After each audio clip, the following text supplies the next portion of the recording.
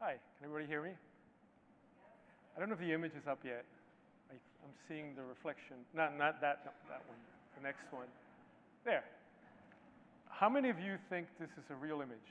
Raise your hand. Wow, I'm impressed. More than I thought. So it is a real image. It's a picture of my kids. And I love my kids and I love showing a picture of my kids. But we're questioning everything today, right? Because AI is generating amazing images, text that could be written by humans, some of it which seems super creative, audio. It's incredible, the progress we've seen over the last few years in what AI can do and can generate.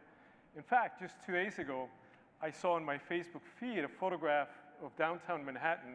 You can see the Twin Towers and a beach, and people lying on the beach, you know, with the sun shields and stuff, and I was like, this is fake.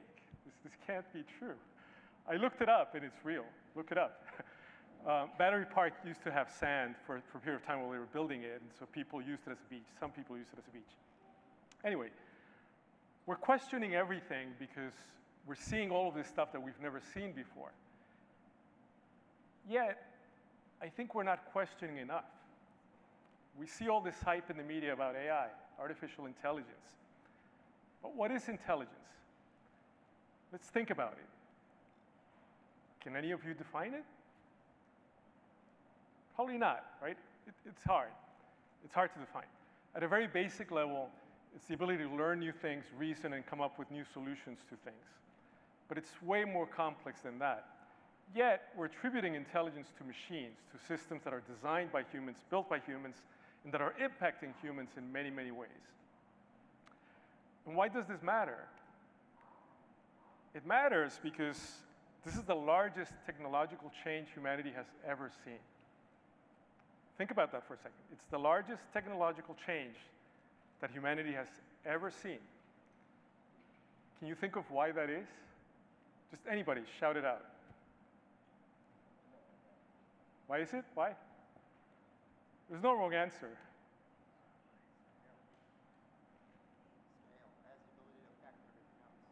Ability to factor everything else. I think that's one. Scale, self what? Self-propagating. So there are a lot of reasons why we think that it is a major change. My perspective is that it's a major change because for the first time in history, we're delegating decisions to computers. And we do this every single day. How many of you have used AI today? Raise your hands if you've used AI. And I bet everybody has to raise their hand, right? If you've had a coffee, somewhere in the process there's an AI system. Even if you had a beer this morning, I don't know. But if you go from A to B, if you eat at a restaurant, you're getting a recommendation, right? If you're dating someone, you maybe used an app that's telling you who to date. And what we're doing today is really unique because we're delegating these decisions to systems that are telling us, you know, this is what you should do, this is what you should do, that's what you should do, that's what you should not do. And that is extremely impactful for many, many reasons. Number one, clearly, AI is extremely powerful and very beneficial for mankind and for humankind, I would say, right? It gives us the ability to predict things in the future, things in the past, and things in the present. So where can it be applied? Pretty simple. Anywhere where you see repetitive patterns where predictions are useful. Anywhere. Climate change, supply chain, you know, driving a taxi somewhere, going from A to B, what you want to eat, health. Every single industry is going to be impacted by AI, from education to government to, as I said, climate change to anything that you produce, because humans are by nature repetitive. We tend to do the same things over and over again. Even though we all feel unique, you know, while I'm speaking, there are thousands of people standing on a stage, maybe saying the same thing I'm saying, I don't know, right? But we are repetitive. And so that means that there are opportunities for these systems to take that data and generate predictions that then we can use to make things more efficient. Now, that efficiency is important, and I view it as a big opportunity. There are many dangers too, right? I want to make sure that people understand that there are two sides of the coin. But one of the opportunities is economic. When things are more efficient, prices can go down, and that means more people have access. And so in general, I think that AI is really an engine of economic growth, and I see huge, huge opportunities for Latin America in particular, and for developing countries and for many others.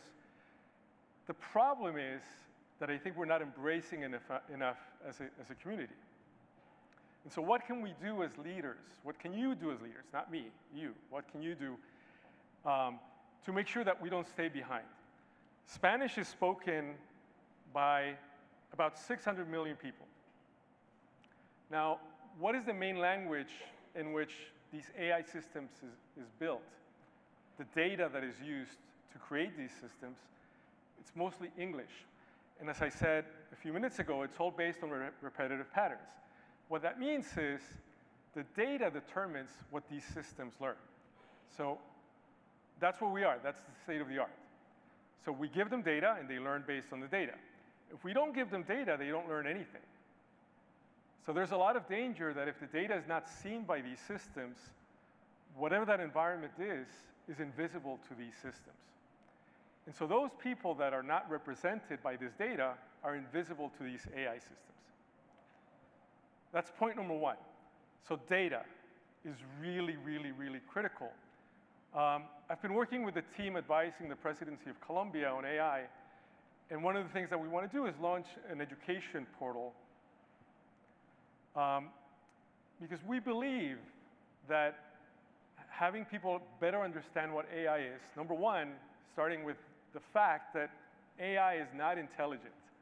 There's no intelligence in AI systems. You can read all about, these machines that are doing crazy things. They're statistical programs. They're basically doing basic math. They're making predictions in very specific,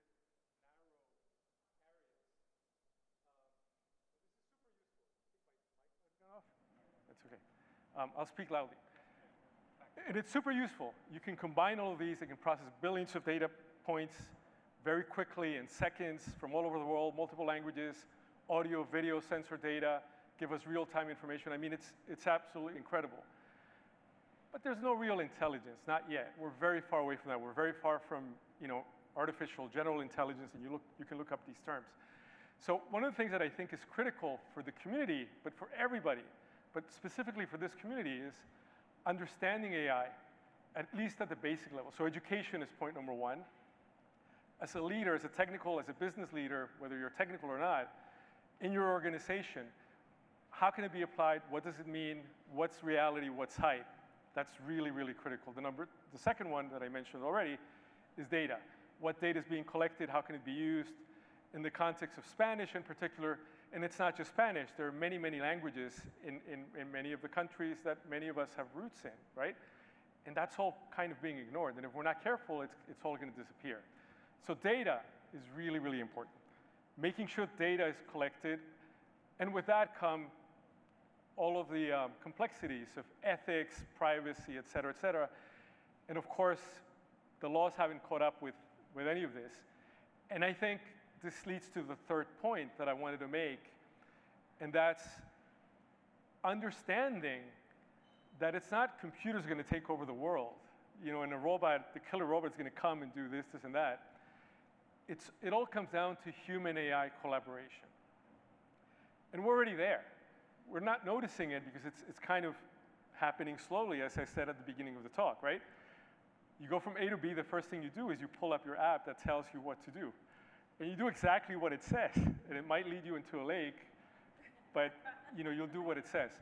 So we need more critical thinking and understanding these systems and reacting to what they're telling us and understanding that when we search on any of the search engines, what we see is not truth in the sense that it's personalized. So what I see and what you see and what you see and what you see are not necessarily the same thing. So if I don't find it, it doesn't mean that it doesn't exist. So that's really important for us as consumers to understand how these systems work, at least at a basic level, to be more critical in what we're receiving and how we make these decisions. So it's fine to get recommendations, but I think the more that we understand how these systems work, and the more that our people understand how they work, the better that we can leverage them as tools to make the world a better place and for us to succeed as humans, which is what we all want. So that ends my talk. And I love the next session because the next session ties in very closely